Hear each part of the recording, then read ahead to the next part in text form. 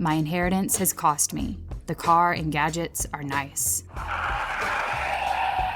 And I've almost gotten used to the smell in the cave. It's the criminals. Since my father died, they've focused their attention on me. Hey man, somebody killed this lady. And the people around me. My father's enemies have gotten more twisted with age, more violent and suicidal. Trashing this flat with no survivors. Because they know their inevitable end is near. They've seen Batman die. They've seen each other die. I can't believe they killed him. Yeah, man, things are getting really bad out here. The Riddler. This puzzle is far more than any mere game. Dr. Death. You and I go way back, Batman. Two-Face. I still believe in Harvey Dent. All gone. Like the life I hoped for beyond this mask. Everything I have, everything I am, is because of him. I'm the Batman's daughter. I am the Huntress. And tonight, I'm hunting the man who destroyed my life. Hello and welcome to the Huntress Podcast, brought to you by the Right On Network. This is episode 48, where we will focus on Helena Wayne Huntress. I'm Ashford, and along with me is Laurel. Hello, Laurel. Hello, Ashford. And we also have Diane with us. Hello, Diane. Hello, Ashford. So on this podcast, we're talking about Adventure Comics number 465. Came out, has a cover date of September/October 1979. However, according to Mike's Amazing World of Comics, it was actually on sale June 21st, 1979. Frequency, it came out bi-monthly. Cover price, $1. Page count, 64. Editor, Ross Andrew.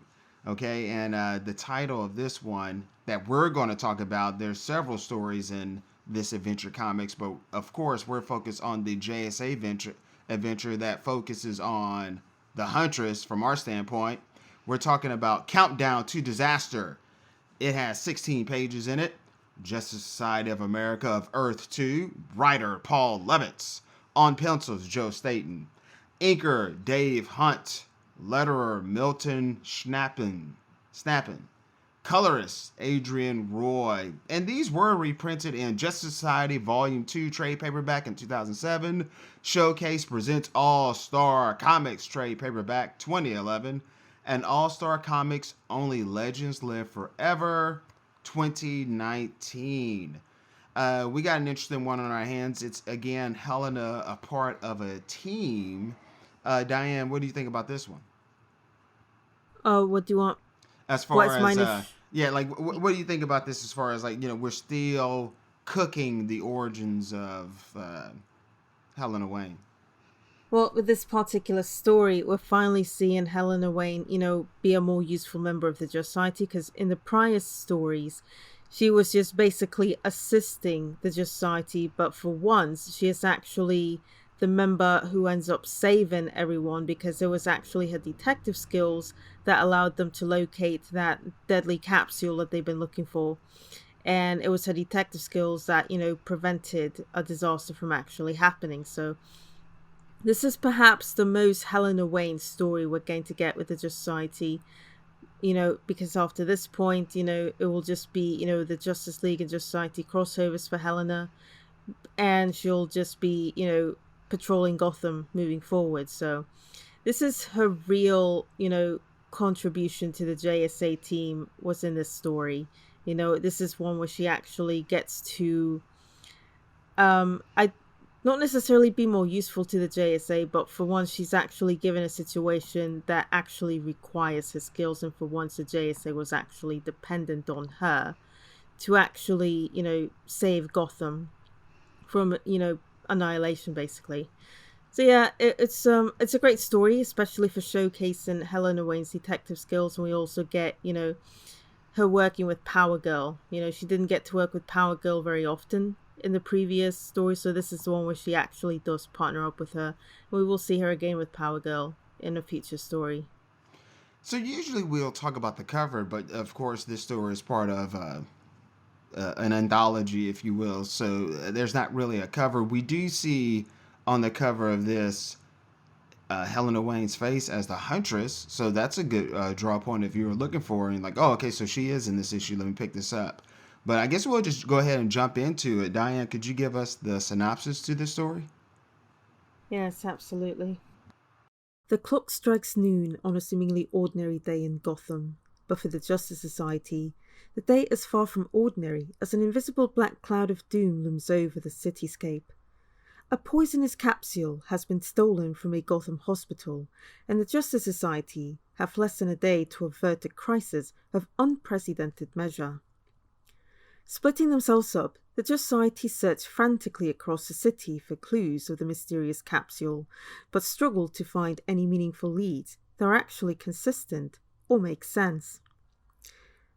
The Flash comes across a radio announcement that informs the public of blackmailers at the Gotham stock market, while the Green Lantern comes across a tape recording of a deadly ransom that threatens to end the lives of thousands of Gothamites if $3 million aren't delivered by 4 o'clock that day.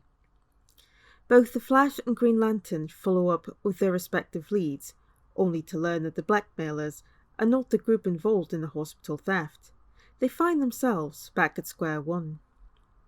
By 3:14 that day, Huntress and Power Girl identify a suspect in the capsule's theft and are brought to the home of an elderly housekeeper.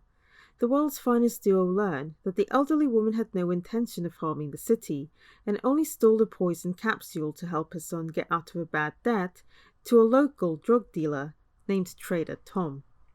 Huntress and Power Girl manage to locate the drug dealer in question and learn that the capsule has since changed hands with another dealer in the drug racket. Finding no further use for Trader Tom, the Huntress knocks him out with a tranquilizer dart to ensure he won't warn his contacts. Realizing that they're quickly running out of time, the Society managed to locate Trader Tom's contact, but immediately learn he had disposed of the deadly capsule completely unaware of its catastrophic contents. The Society then search nearby rubbish bins for the capsule, but the Huntress concludes it's no longer there because an animal had since picked it up, as evidenced by the presence of fur. The Society then get a lock on the fur's DNA, and manage to locate the dog that took the capsule in search of food. The Society get a hold of the deadly capsule at last, and quickly dispose of it with Dr. Fate's help.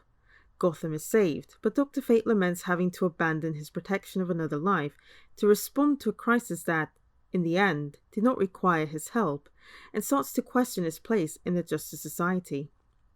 Mr. Terrific then arrives to join the Justice Society for an adventure with the Earth 1 Justice League. And this concludes Adventure Comics 465. It's a small world after all. It's a small world. Great comics come in all shapes and sizes. Coming soon from the Fire and Water Podcast Network. It's Digest Cast, a new show dedicated to our beloved pocket-sized treasures from that bygone era of the 70s and 80s. Hosted by the Fire and Water Podcast team of Rob and Shag, and we'll be joined from time to time by special guests. It's Digest Cast, because big things come in small packaging. Coming soon to the Fire and Water Podcast Network.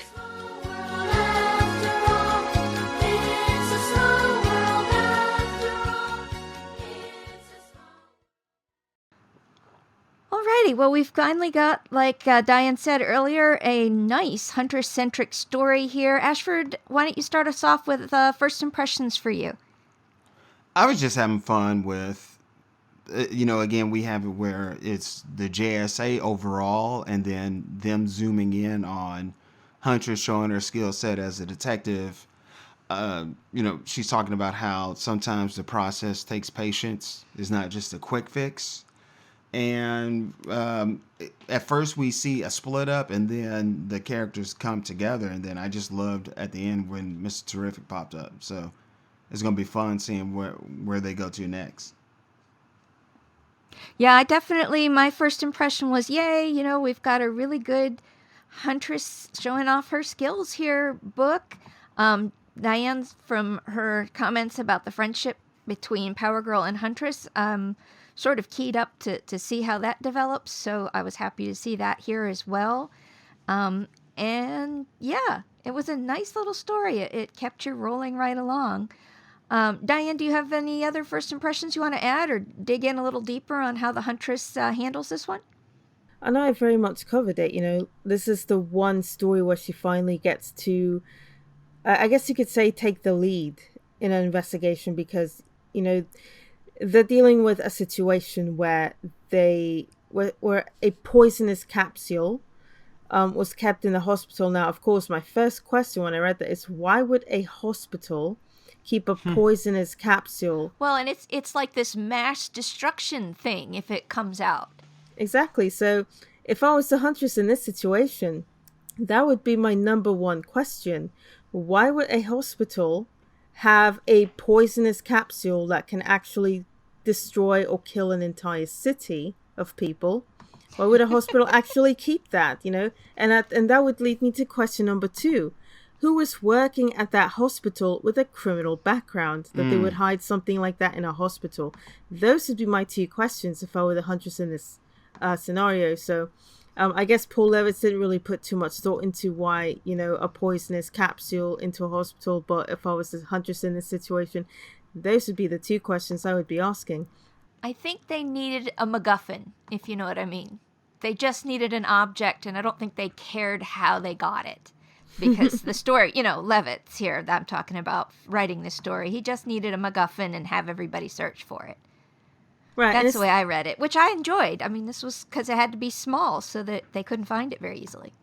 Yeah, so the problem is not the MacGuffin itself. It's, kind of where they established the MacGuffin, And I remember when I read that story, the first time, like I said, my first question was, will a hospital, keep something like that, on their premises when the whole point of being in a hospital is to heal people, not murder an entire city, right? But then, that could tie into question number 2 if I was thinking like the Huntress here, and that is, who in that hospital has a criminal background that they would use the hospital to hide something, to hide a deadly weapon of that magnitude amongst all the other drugs, And so that's what I thought the story was going to be going. I thought that they were going to unearth, someone of a criminal past, working for that hospital. And, that's the reason that it was hidden there. And they had ulterior motives and what have you. And of course, the hospital would have been a perfect hiding place for something like that, because no one would think to search there for a deadly capsule. But yeah, it just didn't quite turn out that way. And I remember thinking, okay, so the hospital for no reason had a deadly poisonous capsule that could kill an entire city on its premise. And it turns out that, some drug dealers were aware of it. They stole it. Or rather, the housekeeper, stole it, gave it to her son so that her son could trade that, with another drug dealer to relieve himself of his debt. Then that same drug dealer passed it on to someone else, and then they say, what's this rubbish? And then she just can't throw it out there in the rubbish bin. So, yeah, I was kind of hoping, I guess, for the first time that I read it years ago, that this would involve, a doctor or a nurse or someone, working at that hospital with a criminal past. And Huntress, figures out, oh, so this is the person that's actually responsible, Because the thing is that, like you said in the story, this is the one where she actually gets to utilize her detective skills, and we actually see that in action, especially when she's dusting for fingerprints, on the hospital cabinets to find out, okay, who could have possibly stolen this, She was onto something there, So, I don't know, I guess I was kind of disappointed that it didn't turn out to be someone at the hospital hiding it there. So, yeah, but as a Helena Wayne Huntress story, it's great because we finally get to see her take the lead in something that absolutely required her skills. Yeah, it's interesting that this story is built such that it is actually the non-powered hero that saves the day. It's always enjoyable when we see that. I thought it was interesting. There's a point a couple of times where it looks like Flash is getting sort of panicky. He's like, well, if we make a wrong decision now, it'll be too late. And, something else. And I'm like, that was weird. Because earlier he was like, we've got an hour. It's okay, And then it sounded like the other members were getting a little unnerved. And she's like, nope, we're going to keep doing this. And here I found this fur. And it must mean that there's an animal that's got it. And it just was very clever how they did this without, she doesn't have superpowers, and yet she's the one that comes through and saves the day. I really like that. I am curious, what did, Diane, do you know about, Huntress mentions when Power Girl scoops her up, and I guess Power Girl is now having to jump. She can't fly anymore. Is that correct? Oh no, she was just taking a leap. The way that I interpreted that scene is that, okay, they're in Gotham. There are skyscrapers everywhere, so she doesn't exactly have the room that she needs to, take the kinds of leaps that she needs to make. But yeah, so, and I think that's what Power Girl was actually conveying to Huntress there, is that, okay, so, we now know what we're going after, so I've got to take the leap when I get the opportunity to take the leap, because if you're in a building somewhere, if you're especially on a specific floor of the building, you may not necessarily have the room that you need to take the leap that you need for the distance that you need to do it for. So if she's in a hospital, right, or if she's in... Well, can I just interrupt you? Is she able to fly, or is she having to do big leaps? No, she can fly. I mean, she can still fly. Because, they were trying to affect her powers. Yeah, I didn't read it like that. But yeah, no, Power Girl, she can fly. She's been flying since her first appearance in, what was it? All-Star Comics number 58. Maybe I'm confused. I thought they had tried to depower her some. Oh, no. All right. I must be confused then. Yeah, no. I interpreted that page as, she was surrounded by a bunch of skyscrapers, and so she kind of needed to take the leap when she had the opportunity to take the leap, and she wouldn't have to, do any strange maneuvers to do what she needs to do. But it was a case of, okay, now we know what we're looking for. Now let's quickly get there before things get worse. So, yeah, I must be mixing this up with something else. I'm sorry. You answered my question. My other question is, I thought it was interesting, and Ashford, you probably like this too. When Huntress, she's like, "Oh, I'm sorry, I didn't mean to take your breath away," kind of thing, and she's like, and Huntress is like, "Oh, it wasn't that. Remember, Superman started taking me for piggyback rides before I could walk." I thought we're finally getting a little insight into the advantages of being Batman's daughter. Ashford, what did you think about the whole detective aspect, and we're getting our superhero background figured out? Hey, isn't that pretty cool where just with one line, there's so much to write there? So I guess maybe, as a 5-year-old, did she know that her parents were Batman and Catwoman? Yeah, it's not answered in the origin story issue, I don't think. Because if not, then she could just be like, well, my parents are powerful people and they're friends with Superman. Or we were just in the park and just one day he was entertaining the children and he took me for a piggyback ride. I just think that's pretty cool how that just adds a layer with just one line. Mm-hmm. Yes, it definitely does. I just got a big kick out of that. And I did like the relationship between the two of them. That really worked for me. When she calls for Power Girl and she says, "You buzzed, amiga."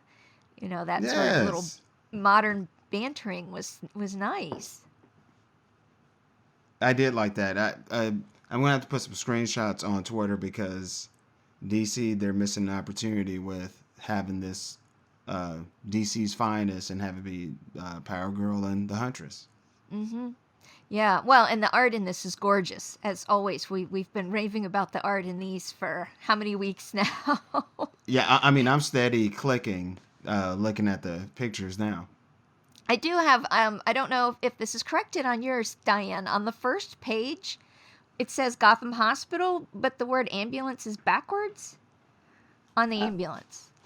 I did not notice that. Let me check on. I was looking at it going, why is that backwards? Yeah, because the thing is that I actually paid attention to the hospital name, but I didn't pay attention to the ambulance. Let's see. Yeah, no, it's also backwards on the colored version. Yeah, they didn't fix it for the name trade. on the building is the right way around. So I'm like, okay, they didn't reverse the picture. So I don't know. That was just odd. I did like that they included a clock, so we got the countdown. You start getting that pressure feeling from sort of the countdown clock going off. That was cool. Mm-hmm. And, I have another question about how were we leaving Dr. Fate with the team? Is he considered a full member still? Because, Hawkman is forced to go off and find him to get his help. And I was curious, is he still considered a full member? Well, I think he's still considered a full member, but for like quite a while now, if you remember from a few story arcs back, he's actually been doing a lot of solo work, especially at his tower in Salem. And he's now responding to more cosmic threats, If you remember that story with from All-Star Comics number 74, the Adjudicator, I think is what... Oh, no, it was the Master Summoner, sorry.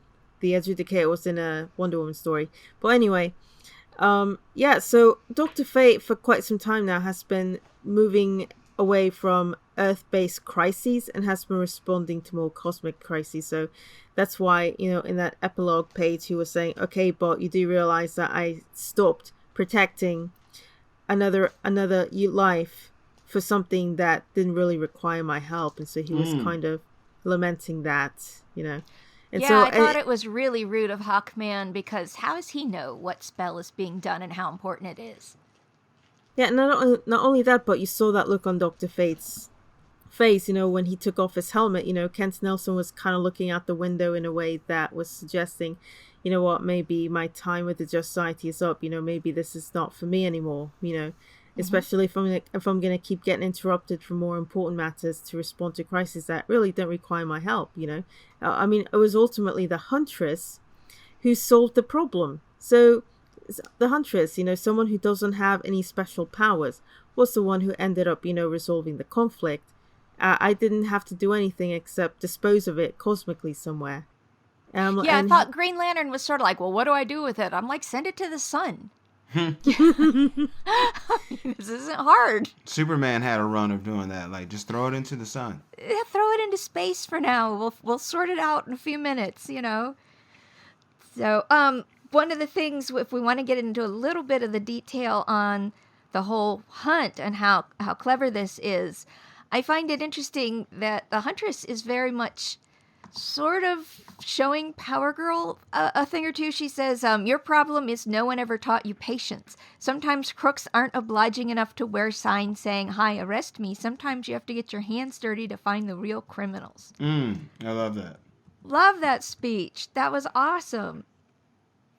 Yeah, and the thing about that scene too is that, keep in mind that Power Girl, within the context of Earth 2, she's only been on Earth for a couple of years at this point. So if we take into account that Earth 2 runs in real time, she technically arrived on Earth in 1975, 1976. Prior to that, she spent 6 decades in space, and her life was experienced via virtual reality. So she was actually... So she spent 6 decades in space, because she was actually rocketed off with Superman at the same time. They were both infants when they were both rocketed off Krypton. But Superman's ship arrived a lot faster than Power Girl's did. So she spent 6 Earth decades in space. And most of her life was experienced via virtual reality. So it kind of makes sense that Power Girl, doesn't really process information the same way that Huntress would, and she's still at this point in her narrative still getting used to life on Earth. She's getting used to human society and human customs and all that stuff. So there's still a lot that she's getting used to still, and this is something that's going to get brought up in 466. So she's still very socially awkward. So of course, she's like, I've dusted more cabinets in this room than Rockefeller's made those in a year. And Huntress is like, yeah, but that's the thing, no one taught you patience. So I guess that was her way of saying, I guess your dad, when he programmed your virtual reality, did not actually teach you patience as one of the traits to possess, especially when working with other people. It's interesting that you say that she's sort of still exploring what's going on with humanity, because the next scene here with the the cleaning lady when they discover that it was her prints and they see her. And she's trying to keep her son alive, is what she says.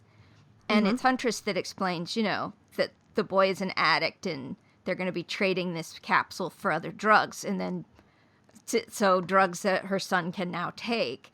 And Power Girl says, oh, then she was trying to keep him alive. And Huntress is explaining, well, I suppose, but it's no favor because if he's already stealing, he's not long for the world anyway, which sounds really cold, but it's kind of practical. That's really the stage that this lady's son is at.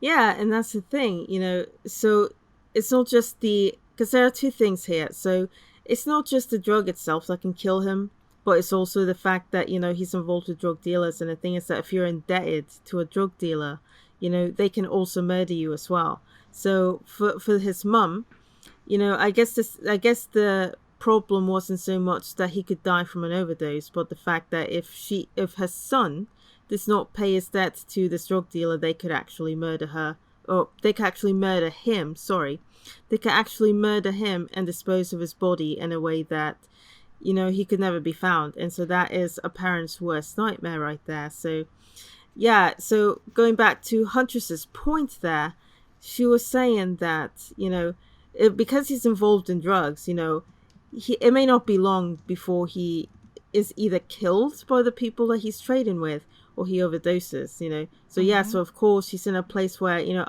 I'll do whatever it takes to keep my son alive, But the worst case scenario for the mum is her son being murdered by a drug dealer because he didn't pay off his debt to that drug dealer. Yeah, and the fact that he's such an addict, the situation when Huntress explains it, Power Girl's like, but isn't there something we could do? And Huntress says, if you can figure out what, let me know. It's just a very tragic comment on humanity. Ashford, what did you think of these two instances of her sort of real-worlding the situation? Yeah, it's very interesting because there's a lot being juxtaposed. One, we're on Earth too, so it's like a world like ours, but slightly different. Then you have things like Dr. Fate running around, so it makes you feel like also this other realm-y like. And we see Green Lantern and Flash, they're supernatural. But what's going on is this whole thing with this capsule and it can really blow people up. And then just a whole thing where they got pushers going on and drug dealers. So it's getting very street level. And that's why we have to have the Huntress solve this. Because it's a street level crime. With Batman, he was killed supernaturally. With this is so realistic. It's just, I was kind of confused by the story. Like I kind of had a hard time following it because I thought like, okay, is something big or supernatural happened? But no, this is ground level. So it was like I was trying to put my mind in one mode, but it was like, no, this is some ground level stuff. And that's why I think with the whole thing with Dr. Fate, like, well, maybe we are moving in a different direction. It's 1979. Maybe we're going to get away from monsters and stuff, and then it will be some street level things. So I guess I will stay in another realm. It is nice to have a variety of stories, We get the cosmic and we get the small at the same time, with the same team. I want to say small, but I mean, like you were saying, street level, as opposed to cosmic. It's nice to have that sort of balance. And the fact that, like I said earlier, the superpowered ones are not the ones that necessarily save the day. They couldn't find it. Once you find it, they're going to save the day because they can, like I said, get rid of the thing, where she can't exactly send it into space. But, there are ways. And then... well, hey, is this before Roy gets hooked on smack? Speedy? Well, that would be on Earth 1, right? But I mean, as far as like storytelling, did they tell that before 1979? Because I'm just thinking this is pretty rough of a story, like drug dealing. Mm-hmm. But I think, wait a minute. I don't know when that issue was. You know what? I think in the Dead Man issue, it was like pimps in there or something. Like as I was scrolling through, I don't know if y'all saw that. Like it was like wild images. They were like people like they were dressed like pimps or something. So I guess they were just trying to tell some ground level stories. Yeah, that's what it looks like. Definitely, because we're just going up the food chain. We went from the poor guy's mother to the drug addict. Then we go to his pusher on the street level. Huntress uses some police files to figure out where that guy would be located at. We find him, and I love how it's Huntress that is the threat to this guy. She's the one that gets him to talk. He's pinned up with the arrows, and she's aiming the crossbow at him, and it scares him so bad. He tells him where it is, and then he passes out. He got so scared she was going to shoot him in the chest. She said, I know where I'm aiming. I thought maybe she was going to aim for a little lower down. Yeah, I think that's what they were insinuating, but like I told you, this is like an anthology book, if that's what you want to call this. And there's a dead man story, and it's like people dressed like pimps and gangsters, so... Yeah, he's wearing one of those medallion things that we were talking about last time that Dick Grayson was wearing. I'm jealous. Oh, Lord. So that story was published in 1971, the one with Roy Harper, being a drug addict. So that story was in Green Lantern number 85, and it was in 1971 that story got published. So this story that we're covering now with Huntress and the Society, since it's 1979, well after that Roy Harper story. So yeah, this is the 1970s was the decade where DC started incorporating real world problems into their stories, and so they're having characters like the Justice League and Society respond to those kinds of issues. Cool stuff. Yeah, and we go from that, we get to the next level. This time she brings in the whole Justice Society because we are not going to take any time. I found it interesting in between, while they're searching the next big boss, the mayor has finally announced what's going on, which I'm kind of surprised he delayed doing it so he wouldn't panic the city. So I'm like, well, if you're not wanting to panic the city, do you tell him that he's giving them like 1 hour or something before this thing goes off to tell him?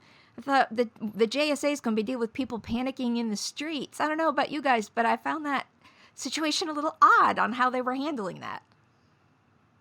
I think if I was a Gotham citizen, I would not vote for that mayor in the next election, because how are you so slow to respond to a crisis? It's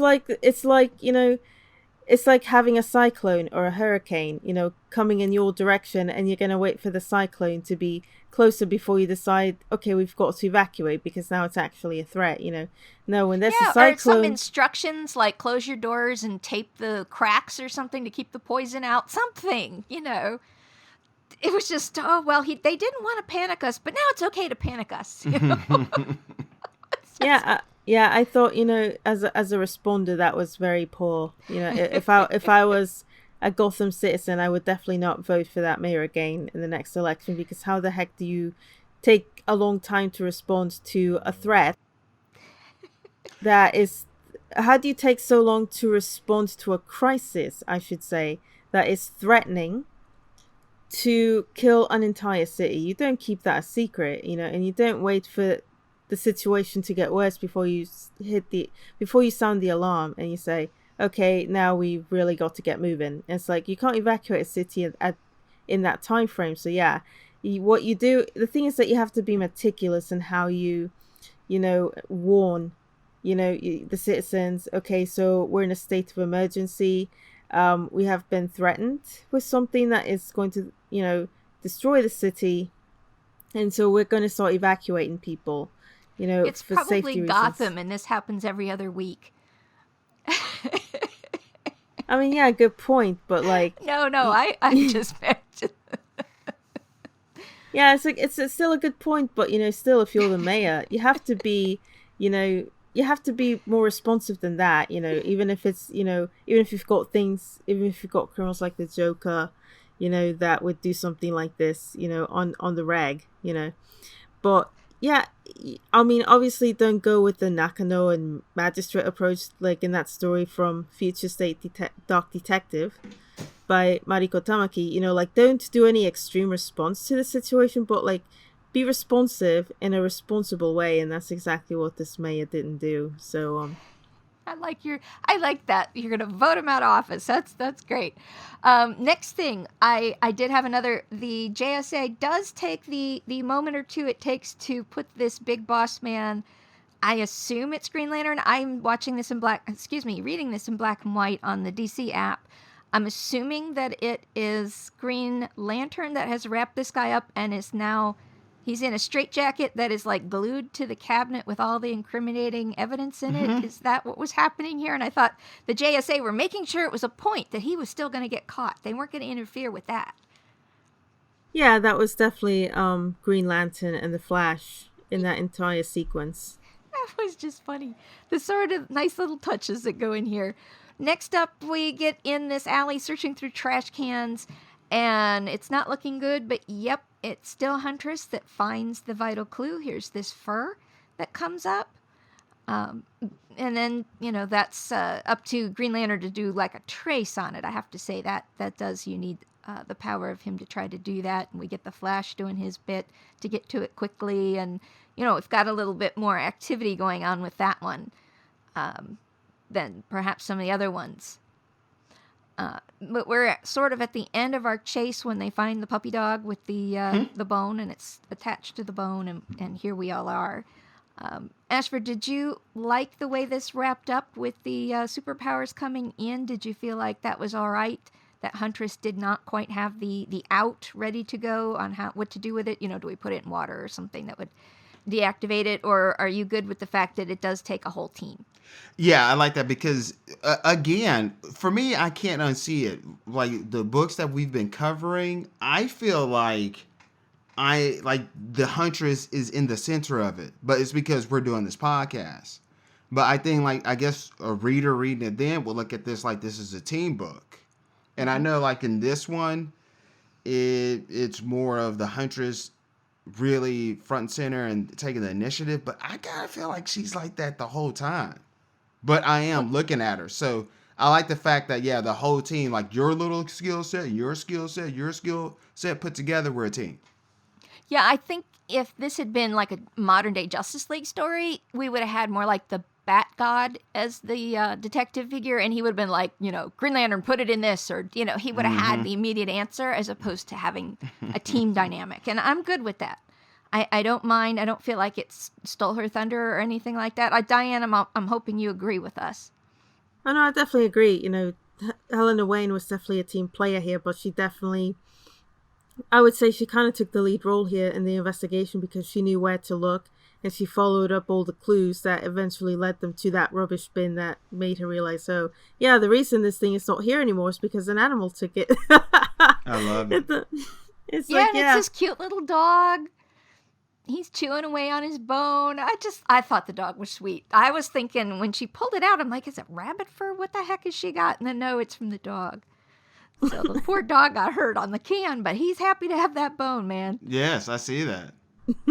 Now, Ashford, you're happy to see Mr. Terrific. Is he a particular favorite of yours? Yeah, I like the second Mr. Terrific, but when they would do those flashbacks where you would see old school Mr. Terrific, Terry Sloan, I was like, oh, okay, this is a treat. So I'm interested in following Justice League of America 171, just see some more adventures with him, because I know it's going to, it leads into tragedy and an unsolved one, right? Yeah, I think so. I accidentally read that one. Yeah. I had the wrong.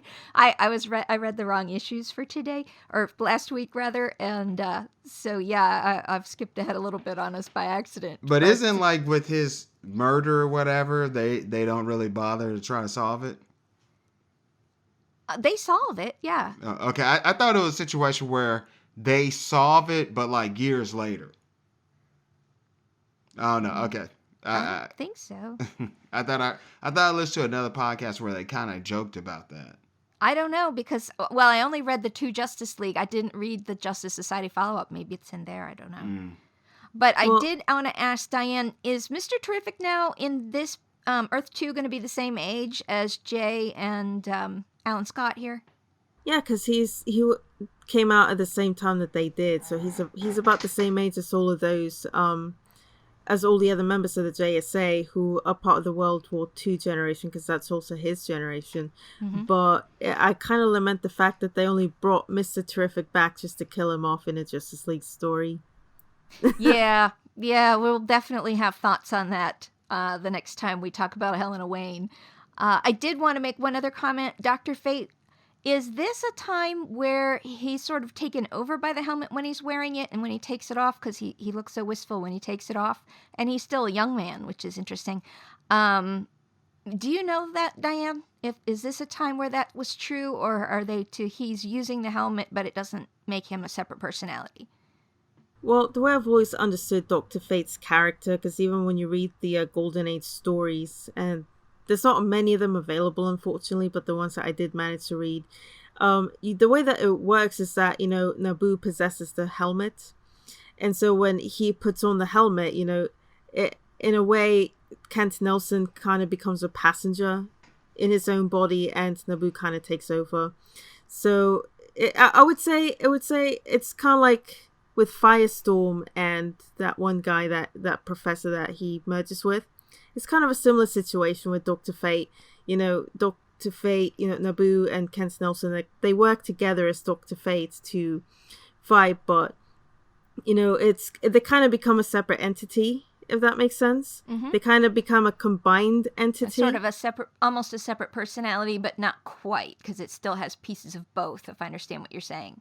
Right, so it's still Kent Nelson under the helmet, but, utilizing Naboo's knowledge, Naboo's wisdom, and Naboo's powers to do what he needs to do. So it's like, I kind of think of it as Kent Nelson merging with Naboo, and they become Dr. Fate, and together as Dr. Fate, they kind of, work together, except that Naboo is mostly on the driver's seat and Kent Nelson's on the passenger seat. So yeah, when we had some of the earlier ones and he was really showing off his powers, he seemed a little on the cold side.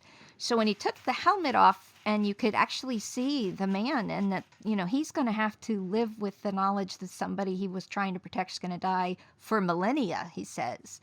And it was like, ooh, gee, that's a long time to have to feel guilt over things. Yeah, and that's kind of the thing with the helmet, is that when he puts it on, he becomes a completely new entity. And but the thing is that Kent Nelson is still affected by what he does as Dr. Fate. So yeah,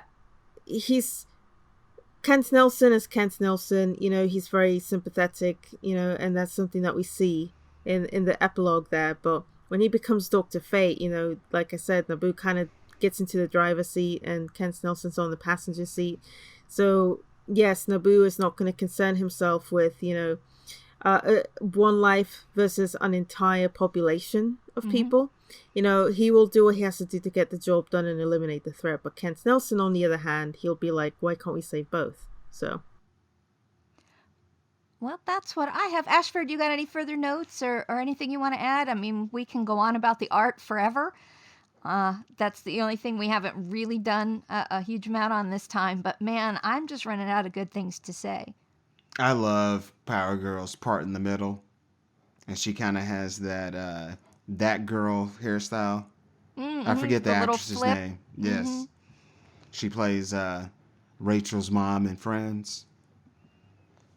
She was in a TV show called That Girl in the 60s. Power Girl kind of has that hairstyle. Little hairstyle. So yeah, but yeah, this the art, isn't like I when love we it. do Bert and Ellie, and I'm like, I can't stand those hairdos. They drive me up the wall. This the is 90s so one? cute. Yeah. Yeah. That just drives me nuts. The Power Girl having the nice 70s hairdo, I can live with this. And I just love that Huntress just looks like a leading lady with all these powerful, colorful characters. I feel like she stands out. I feel like if you're a reader and you're just like, hey, I follow the JSA, I don't think you just look at Huntress like, oh yeah, she's a member number 9. I think you're like, wait a minute, who is this? And I love how Jay Garrick is drawn. It's just great. He looks pretty young to be one of the senior members, but it's all good. Well, and then we've got the weird helmet that we've got Hawkman in. That it's got this really high thing on the helmet, and then the symbol on the top of it. It's sort of a weird amalgamation of the two Hawkmen outlooks, I guess, from Justice League, where I'm used to seeing him there, and then the other one where it just used to be the little cap with the little logo on it. So it's kind of a weird put together thing, but I can look past it. It's not anything too horrible or anything like that. It's just very different. And they had an epilogue. I love when stories have epilogues. Well, it's setting something else up, but, giving us our little cliffhanger ready to go. I always call them victory laps. I do like that they're all, relaxing. Huntress is on, it's like a big globe or something. She's, hanging out, and Power Girl's sitting on the table, and it's yeah, we're just hanging out, Next month, join our stalwart heroes for a mystery and a murder in Justice League number 171, on sale July 5th. And then rejoin us here for The Man Who Defeated the Justice Society in the next adventure. Sounds like a good spot to end it for me. We got our cliffhanger. Diane, anything last you want to add? I just like the way Joe Staton draws Helena Wayne in this issue. So she's got that, mature woman look, but she's also young. So he's got a nice balance there, I like the fact that Joe Staton doesn't draw Helena Wayne to look like a teenage girl. She does look like an adult woman, but she also looks like a young woman in her early 20s. And that makes sense because she's 21 by this point in her timeline. So, yeah, I really love the way that Joe Staton draws the character in this. I would argue that this is his best rendition of the character, and I think it helped that he worked with a different inker for this story. But yeah, I think between All-Star Comics number 74 and this particular story in Adventure Comics 465, I think these are the best renditions of the Huntress that Joe Staton has done. And it's just, I wish we kept getting that one inker that he worked with on this one, because he really, really works well with Joe Staton's pencils. He really does great at, really bringing out the dynamic. It said Dave Hunt. Yeah, Dave Hunt. I really like how dynamic, see, Joe Staton's artwork's already dynamic in the way that he draws motion and the way that he draws action, but the way that the inker does it, it further augments, Staton's strengths as a penciler. So that's my only thing to add with this story, is that I really love the way that Joe Staton really drew the Huntress, and I think that he works well with the inker that did this issue. And I kind of wish I had stuck around longer, because they do amazing work together. Definitely. She has that glamour leading lady look, which is so pleasant. Let us know what you think about the art and this story, and just the Huntress on the scene, being a detective, carrying on that legacy from two different bloodlines. Contact us at thehuntress.podcast.com. You can also reach us on Twitter at Huntress Podcast. We're on Spotify. Remember that this feed you're listening to now, congratulations, shares a line with the Batgirl Cassandra Cain podcast, as well as the Outcasters, a Batman and the Outsiders podcast. So it's all this, 3 minutes in one. It's awesome stuff. We're on Spotify. Just write in the Huntress Podcast. You'll find us. You might have to type in the Batgirl /Huntress Podcast. We're on iTunes or Apple Podcasts, where you can find us. It would really help us if you wrote a rating. Give us a 5-star rating, write a review, trigger those algorithms so we can find those other Huntress enthusiasts. And I do want to give a special shout out to our patrons. If you go to thehunterspodcast.com, you'll see that Patreon button, where just for a little bit, like $1 a month, or you can do a one-stop donation. Either way, just so we can grow the Right On Network, which it is growing in 2021. We're going to have some other projects coming your way, but I want to give a thank you to Kay Say, who's been a patron of the Right On Network since 2017. Alan Wright, he is a Robin Hood enthusiast. He's going to help me work on a new project on the Right On Network in 2021.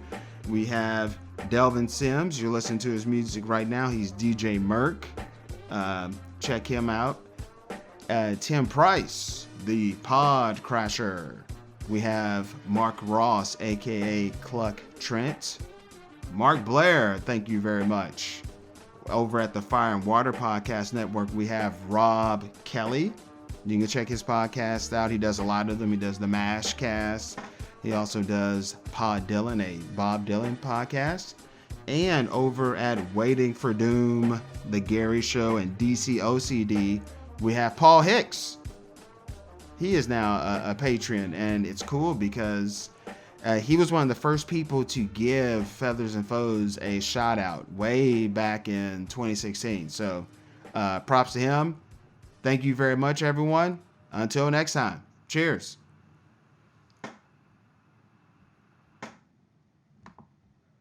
Yeah.